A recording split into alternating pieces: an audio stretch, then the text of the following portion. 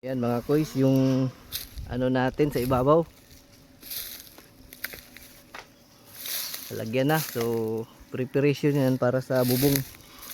Alright mga koys. Another day, another vlog sa atong kuan. Sa atong yard. So, muni ang kuan. Muni ang ato ang magpabrikit ta sa kubo nga atong gamiton. So, gi-layout na dire sa atong tao. Then para makuha na mo dito. So dito nakahukay na ang mga poste. So muni kadako ang stop house. 3 meters by 4 meters. Ipabrikit lang namin muna bago ilagay doon sa ano. Ayan. So kahapon hindi tayo nakagawa kasi walang kuryente. Ayan, so dito yung magiging kubo natin. Ayan, so yan yung mga para sa poste. Buhusan to ng simento. Ayun, so ayan, dito yung magiging kubo natin. So kita niya doon pababa, saka dito na side. So side by side kita niya lahat. So ayan, yan yung gagawin namin ngayong araw. So sana maitayo namin yung ano, yung mga poste ng kubo para welding natin yung umpisa natin yung paggawa.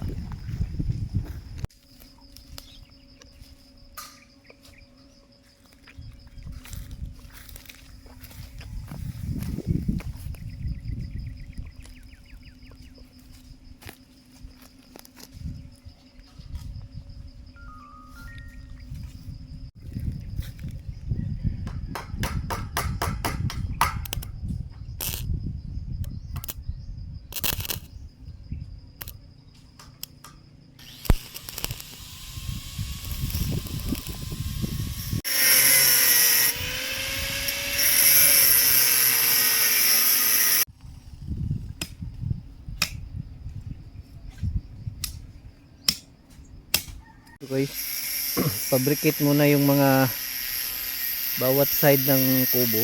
Then pag napabrikit na, saka namin ilagay doon sa ano, sa mga butas ng poste para mabuhusan din.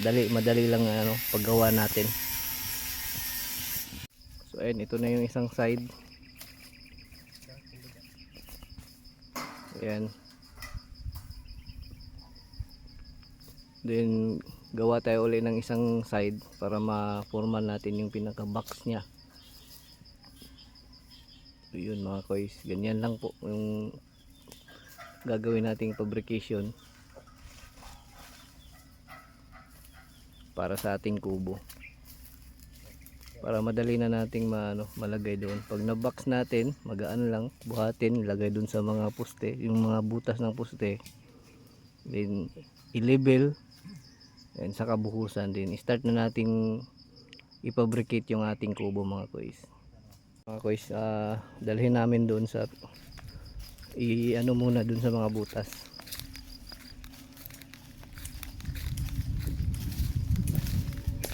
para ma-set up.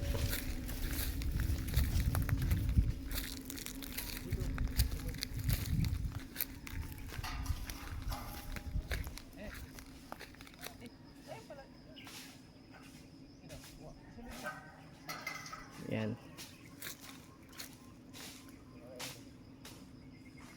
Then once ma-set up yan is gawa natin ng ano, yung level nya. Kailangan maayos natin yung level.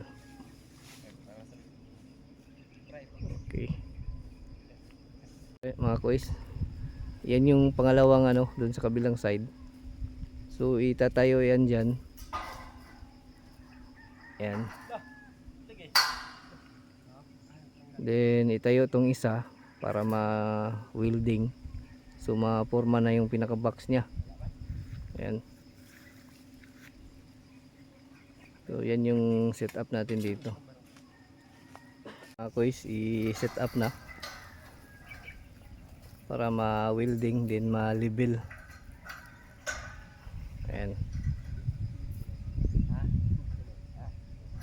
Kailangan ma-set up, saka makuhanan natin ng level para hindi magtabingi yung ating ano.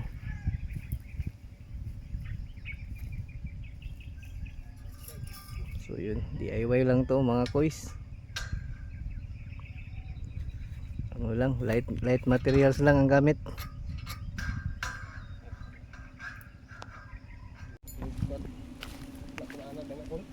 Wala ko na ana din. Nakamana din eh. Ano yo? No. Wala na yo. Ah. Base na lang. So wala, libiligid. Sa gamay. Ha? Sa gamay, kumana din na. Diri, diri. Ang lanlibil.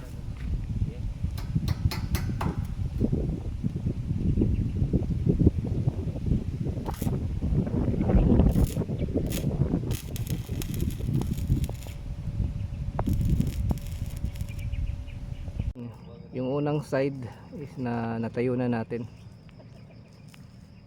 So mamaya yung kabila naman, then once matayo na yung both side niya, then makonek na yung mga sidings na banting sa ating ano.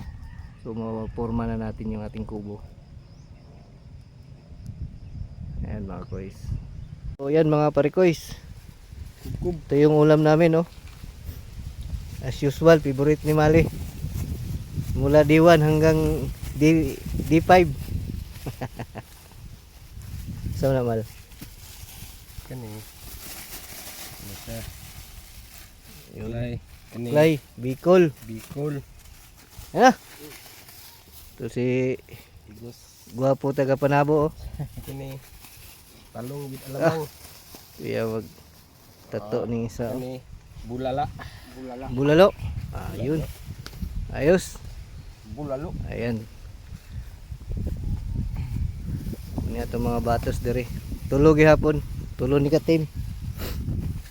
Mga team Hagbas. Team Sarambaw. Team to. So ayan mga parikoys. Forma na. Forma na yung ano natin, yung stop house.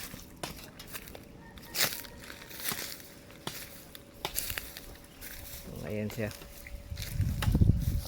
So yun, ganyan lang kalaki. Then yung mga poste niya is kailangan buhusan. Yan. So nandun sila, nag-ano ng simento para mabuhusan yung mga poste.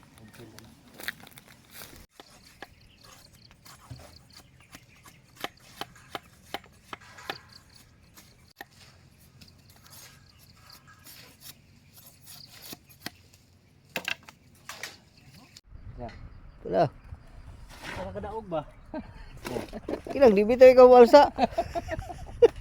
Kumbal ni.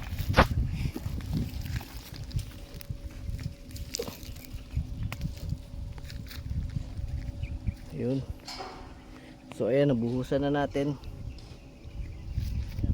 Then dito naman is kinabit yung isang ano. So ayan, unti-unti lang mga koys. Dandahan lang. Tapos din natin to.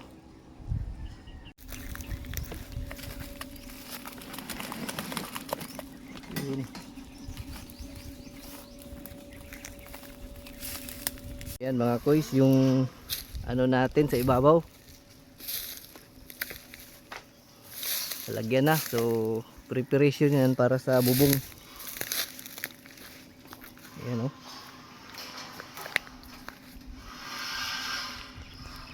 Yan na yung ano natin, yung pinaka bahay ng ating staff dito, yung caretaker natin sa farm. So ito yung pinaka farmhouse niya or bang house. So yan, ang bilis lang.